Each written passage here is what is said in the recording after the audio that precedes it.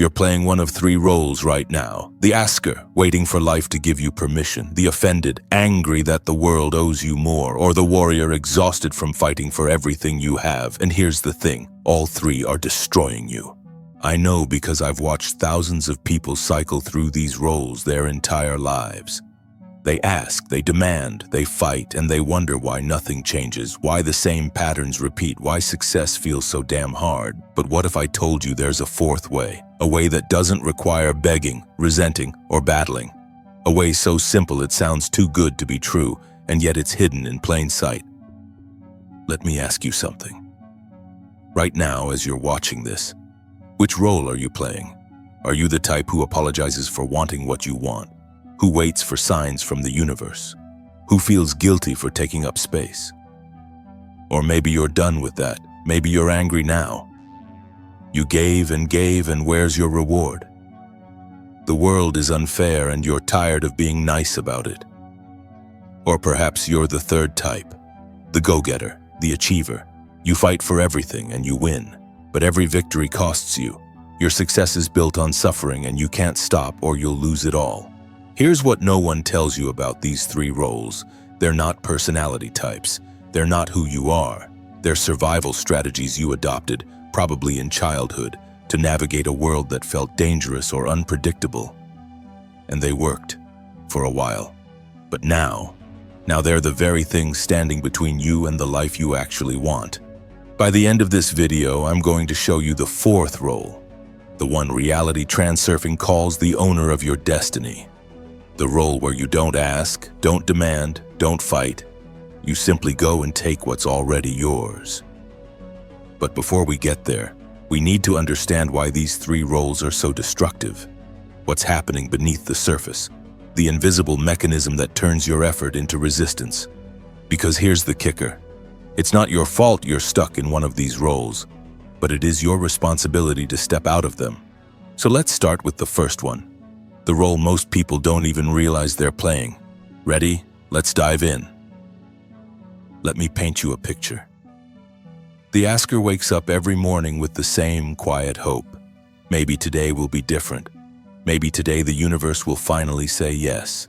Maybe today someone will see their worth without them having to prove it. They ask politely, they wait patiently, they try to deserve the things they want. And here's where it gets interesting. Because the asker believes they're being humble, spiritual even. They've been told that wanting too much is greedy, that demanding is rude, that if they're just good enough, kind enough, selfless enough, life will reward them. Does this sound familiar? You don't ask for the raise because you don't want to seem entitled. You don't state your needs in relationships because you're afraid of being too much. You apologize for existing. You shrink yourself to make others comfortable. You wait for signs, for permission, for someone to tell you it's okay to want what you want. And when nothing comes, you blame yourself. I wasn't worthy, I didn't do enough, I need to be better. Let me tell you what's really happening here. In the language of Reality Transurfing, the asker has handed their power over to something called pendulums. These are energy structures. Think of them like invisible puppet masters made of collective human belief and emotion. Your job is a pendulum. Your religion is a pendulum. Social expectations are pendulums. They're not evil. They're just systems that feed on human energy. And the asker? They've become a puppet. They've decided that these external forces, God, fate, society, other people, hold the keys to their happiness. So they beg, they plead, they offer themselves up, hoping to be chosen. But here's what nobody talks about. When you adopt the role of the asker, you create something called excess potential. Think of it like this. You're walking across a room. If you're relaxed, neutral, just walking, there's no resistance.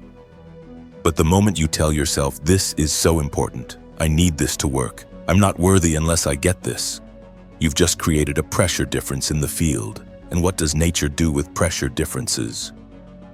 It balances them. Suddenly obstacles appear.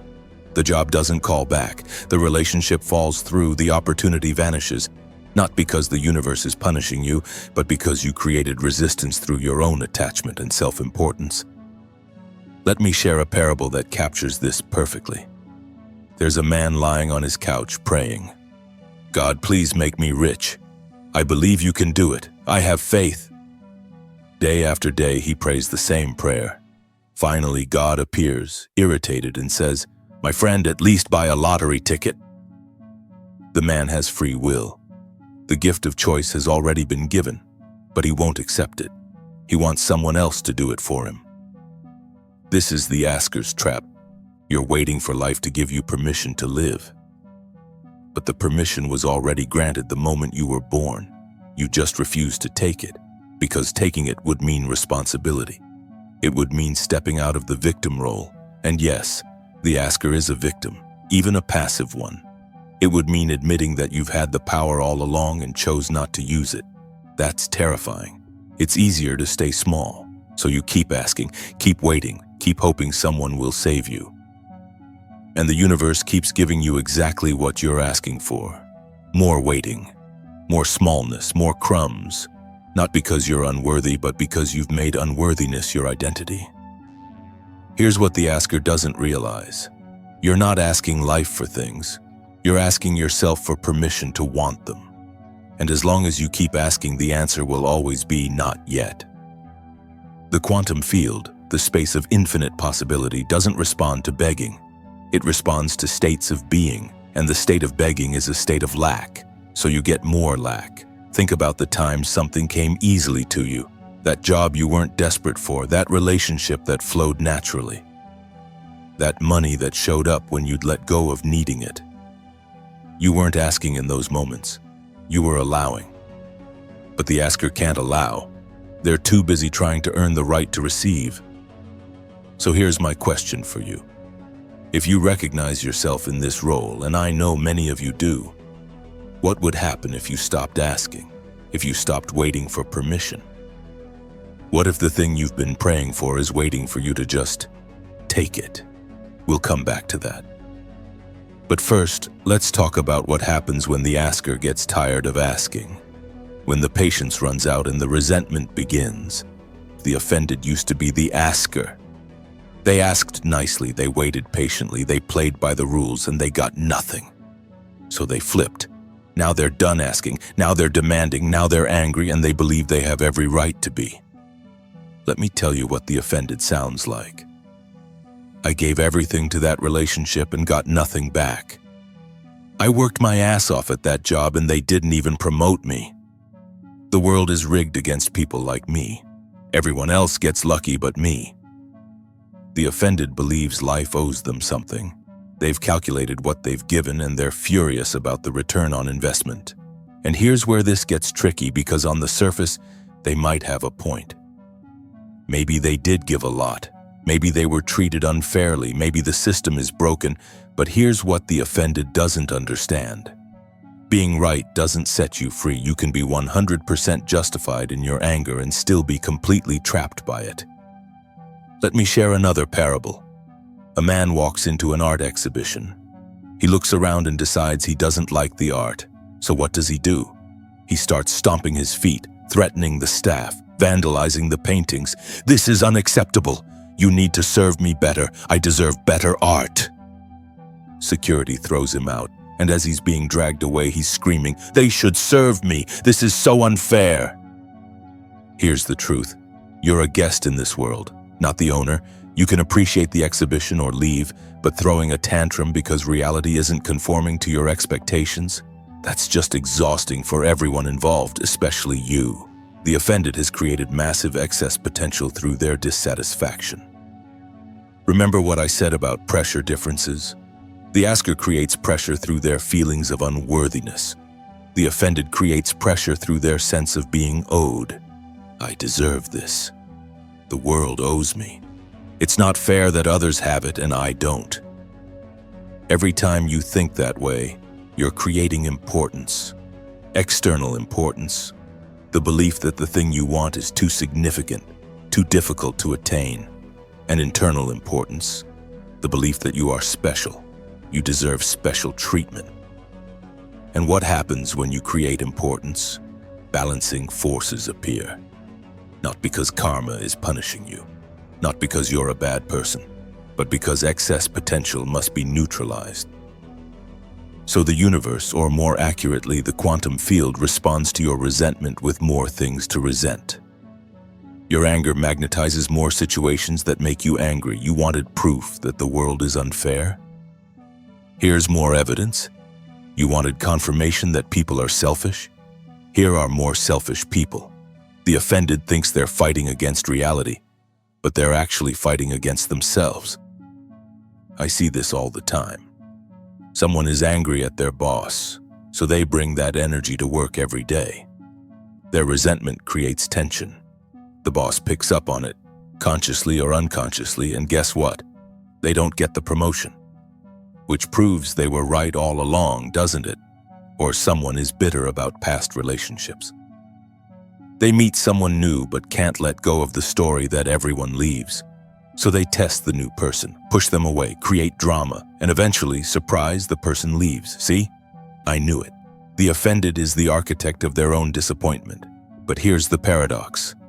The offended doesn't want solutions. They want validation. They want someone to say, yes, you're right, the world is terrible and you've been wronged. And as long as they get that validation, they stay stuck because their identity is now built on being the victim of injustice. Letting go of the resentment would mean letting go of their sense of self. Who would they be if they weren't the offended? That question is terrifying. So they hold on to the anger like a security blanket. Let me be real with you for a second. If you recognize yourself in this role, I want you to know something. Your anger is valid, your pain is real. I'm not dismissing what you've been through, but I'm also not going to lie to you and say staying angry will change anything. The offended is creating a pendulum of their own, a structure of negative energy that feeds on conflict and resentment. And as long as you feed it, it will control you. You think you're fighting the system, but the system doesn't care. You're just exhausting yourself. Here's what shifts everything. The moment you realize that no one owes you anything, not your parents, not your partners, not society, not life itself, you become free, not because it's fair, but because you stop waiting for the world to make it right. You stop creating resistance through resentment. The balancing forces dissipate, and suddenly, ironically, things start flowing. But the offended can't hear that yet. They're too attached to being right. So let me ask you this. What would happen if you let go of needing to be right? What would open up if you released the story that you've been wronged? Not because you're condoning what happened, but because you're choosing freedom over vindication. Think about it. But wait, there's a third role we need to talk about. The one that looks like success from the outside but feels like war on the inside. The warrior looks at the asker and the offended with contempt. Those people are weak, they think. I take what I want. I don't wait and I don't complain, I fight. And they do. They hustle, they grind, they push through obstacles, they set goals and crush them. They work 80-hour weeks, they sacrifice relationships, health, peace, all in service of winning. And here's the thing, the warrior often does win. They get the promotion, they build the business, they achieve the external markers of success. On paper, they're killing it. But inside they're dying. Let me tell you what the warrior sounds like when no one's watching. I can't stop or I'll lose everything. Every success just reveals the next mountain to climb. I don't remember the last time I felt relaxed. My victories feel empty. The warrior has made life into a battlefield. And when you're constantly at war, even winning feels like losing because you're always preparing for the next fight. Here's what most people don't understand about the warrior. They're not driven by ambition. They're driven by fear. Fear that if they stop fighting, they'll become the asker again. Fear that if they let their guard down, someone will take what's theirs.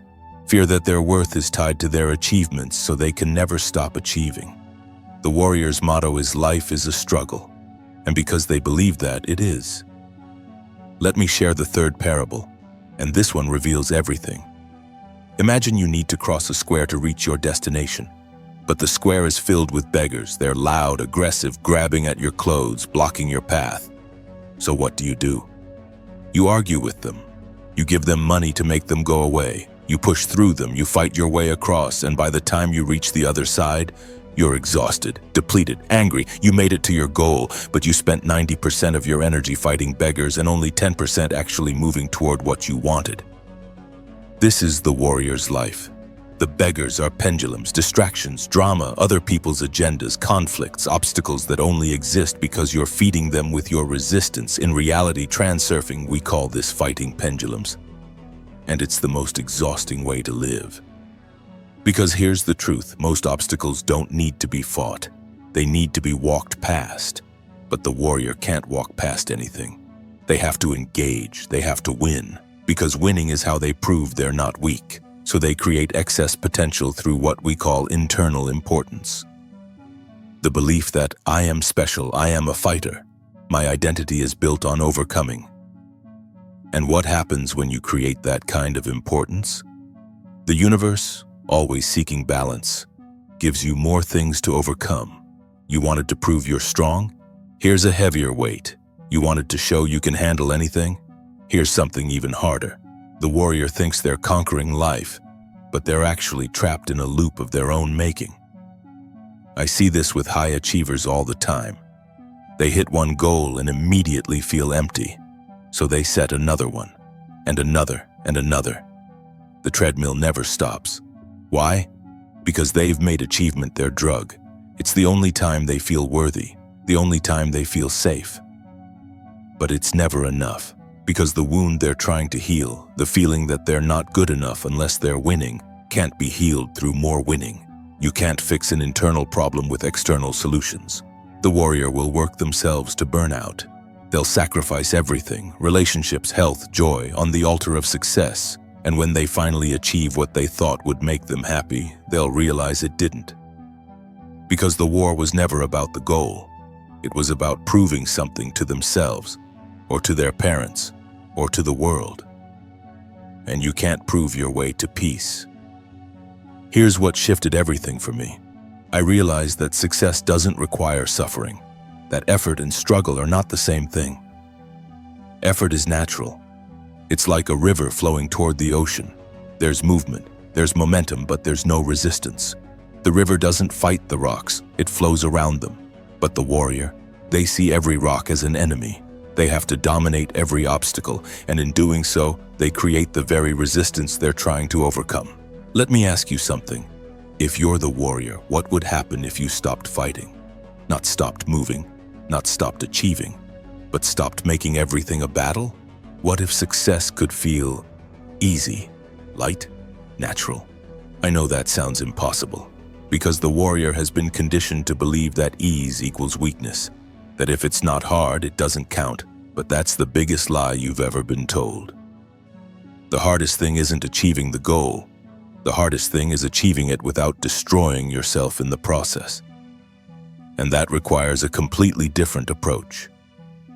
Which brings us to where most people get confused.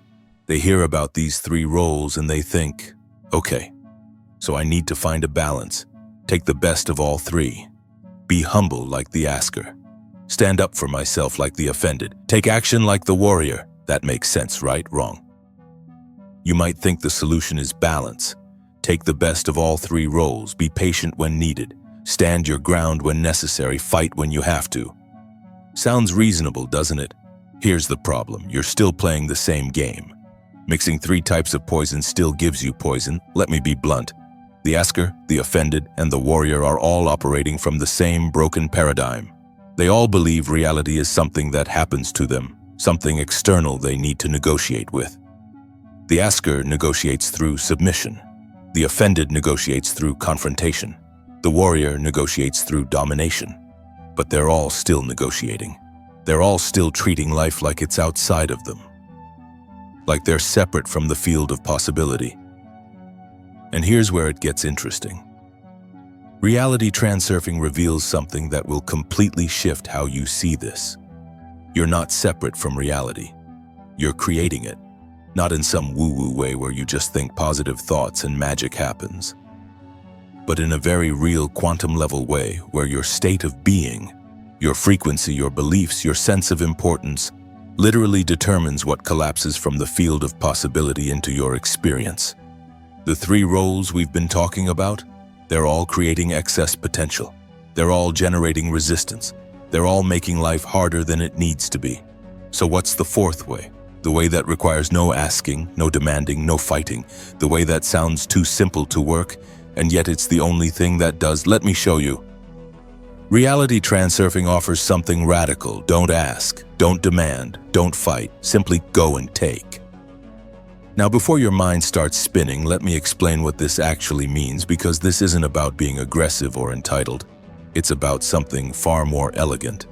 When I say go and take, I mean move through life as if what you want is already yours, not because you earned it, not because you deserve it, but because that's the natural state of someone who isn't creating resistance.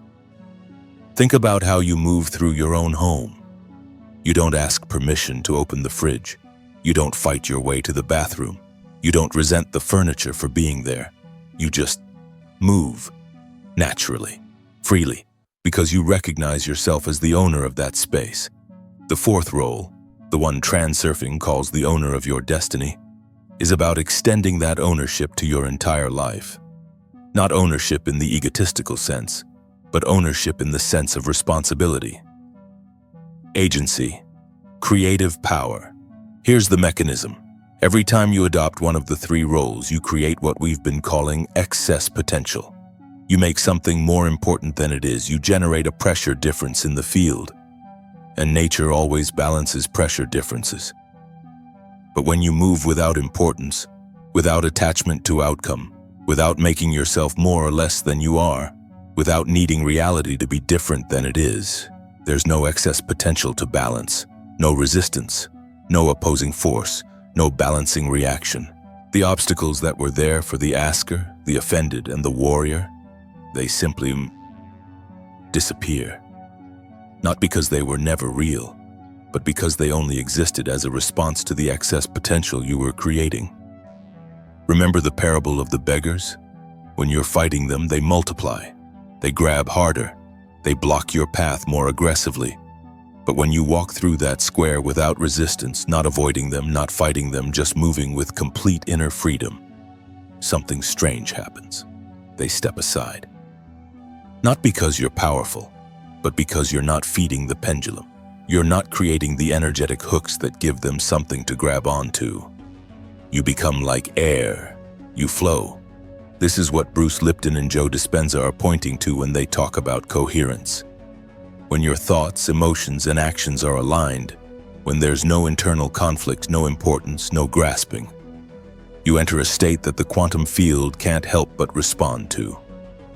Not through magical thinking, through physics. When you're coherent, you're broadcasting a clear signal, and the field returns a clear reflection.